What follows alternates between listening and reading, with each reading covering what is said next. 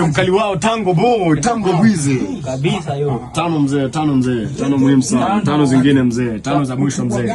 Lakini si mitano tena. Tano tena. Tano tena. Si mitano tena. Ile tano nyingine ama hiyo. Acha mitano pia si mbaya. What's wrong? Okay. Sasa tumpatia tano nyingine iko tu sawa. Iko tu sawa. Wewe wangu kabisa. Sawa manze. Manucho ya the young baller manze. Nipo na mkali wao hapa Tango Bwize, Tango Boy. Kabisa hiyo. Out of social media platforms on YouTube, on Gram, on TikTok.